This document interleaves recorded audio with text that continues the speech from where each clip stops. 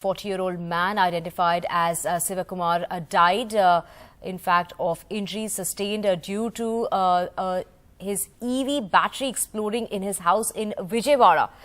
His wife is critical and two other children are also admitted to the hospital and they have sustained injuries. To get more details on this, in fact, this is not the first incident this month. On the 19th, in a similar incident, an 80-year-old man had died and his 3 family members suffered injuries when the detachable battery of his e-scooter was being charged inside his house in Telangana. We have Uma joining us. Uma, a very shocking incident coming out of Andhra Pradesh. How old was his electric vehicle? This is, in fact, a brand new vehicle that the family had bought just on Friday, we are told. This was a Boom Corvette 14. That was the detachable battery was taken in and it was being charged inside the home when it exploded.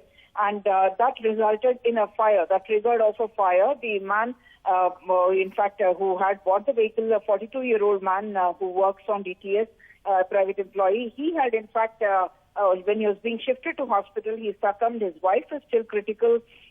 And Harti is the name of the wife, and 2 children, both of them are, in fact, suffered asphyxia. What we are being told is that when the neighbors noticed the fire, there were some families that were, in fact, preparing for Rosa, and they came in fact, and broke open the door and tried to save the family, but unfortunately, Shivakumar succumbed on way to hospital. What is tragic is, as you are pointing out, there was another similar incident in Nizamabad where an 80-year-old man died and his son and wife also had suffered injuries in that particular accident, and that happened only on the 19th of April. We have had multiple incidents of electric vehicles or the batteries of the electric vehicles, in fact, catching fire, after which Union Minister Nitin Gadkari has, in fact, now ordered an expert panel to look into the safety issues, the quality guidelines, and also told the companies that they must voluntarily recall vehicles wherever necessary and must pay full attention to quality.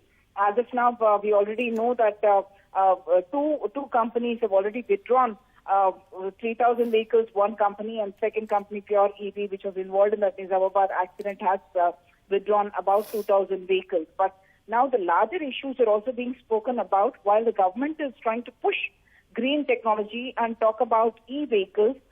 There is this concern that many of these companies trying to cash in and roll out the EV vehicles as soon as possible at a time when the fuel prices are also running very high, may be compromising on the quality of the batteries.